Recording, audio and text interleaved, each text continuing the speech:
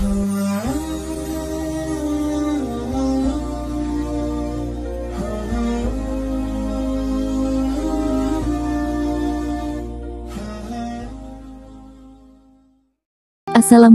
sahabat semua, selamat datang di channel Husnul Khotimah. Saya doakan semoga semua sehat walafiat, amin.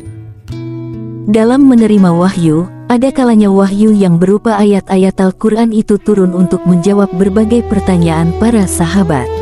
Ada juga kisah-kisah umat terdahulu, masalah hukum, ibadah, pergaulan sehari-hari sampai persoalan rumah tangga. Namun, ternyata Rasulullah pernah tidak menerima wahyu sama sekali dalam waktu sekitar 1 bulan. Salah satunya adalah pada saat adanya fitnah oleh salah seorang munafik yang ingin merusak rumah tangga beliau dengan istrinya, Siti Aisyah. Fitnah itu terjadi saat berakhirnya perang antara kaum muslimin dengan Bani Mustaqik pada bulan Sya'ban tahun 5 Hijriyah. Peperangan ini diikuti oleh sejumlah kaum munafik. Istri Rasulullah, Siti Aisyah, turut pula dengan Rasulullah. Dalam perjalanan pulang saat kembali dari peperangan, rombongan kaum muslimin berhenti di suatu tempat di dekat kota Madinah. Saat itulah Siti Aisyah menyadari bahwa kalungnya telah putus dan hilang. Maka, Siti Aisyah yang biasanya ditandu, segera kembali ke tendanya untuk mencari kalung yang hilang tersebut. Sementara, orang-orang yang membawa tandu Siti Aisyah tidak menyadari bahwa beliau tidak berada di dalamnya. Setelah sekian lama ia mencari kalung tersebut, namun kalung itu tak ditemukannya.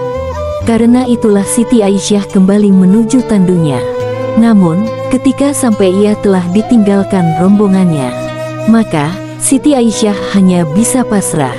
Ia berharap ada rombongan kaum muslimin yang kembali. Terlalu lama menunggu. Akhirnya Siti Aisyah terserang kantuk hingga akhirnya tertidur. Tanpa diduga, di saat itu muncullah salah seorang anggota rombongan yang bernama Safwan bin Mu'attal As-Sulami Az-Zakwani lewat. Safwan ini bertugas sebagai anggota pasukan paling belakang. Melihat ada orang yang tertinggal, Safwan segera menjenguknya. Namun, setelah mengetahui yang tertinggal itu adalah Ummul Mukminin, Siti Aisyah, Safwan pun berkata, "Innalillahi wa inna ilaihi raji'un," kata Safwan dengan terkejut. Safwan pun segera memberikan tunggangan untanya kepada Siti Aisyah. Sedangkan Safwan sendiri berjalan kaki sambil menuntun unta yang ditunggangi oleh Siti Aisyah.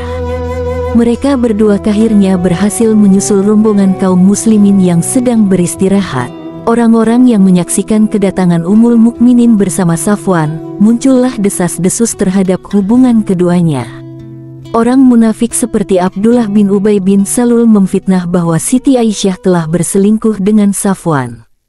Fitnah itu dengan cepat beredar hingga di Madinah sehingga menimbulkan kegoncangan di kalangan kaum muslimin.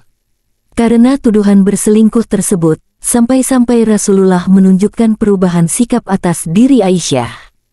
Diceritakan Aisyah, karena peristiwa itu dirinya akhirnya jatuh sakit. Saat itu yang membuatku bingung ketika aku sakit, aku tidak melihat kelembutan dari Nabi seperti biasa yang aku lihat ketika aku sakit. Beliau hanya mengucapkan salam, lalu bertanya, "Bagaimana keadaanmu?" Kemudian pergi, kata Siti Aisyah yang terdapat pada kitab An-Nihayah fi Gharib Al-Hadith. Kondisi fitnah itu tentu menyebar hingga mencapai 1 bulan lamanya. Dan selama itu pula, tak ada wahyu yang diterima Nabi Muhammad. Sampai kemudian, Allah Ta'ala mengabarkan berita gembira kepada Nabi yang menyatakan bahwa Aisyah terbebas dari segala tuduhan perselingkuhan dan fitnah itu. Penegasan Allah Ta'ala itu terangkum dalam Al-Quran, Surat An-Nur ayat 11-26.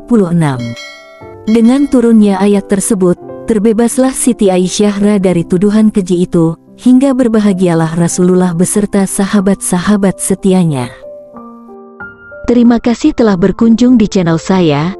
Jangan lupa klik like, komen, subscribe, dan share. Sampai jumpa di video berikutnya. Wassalamualaikum.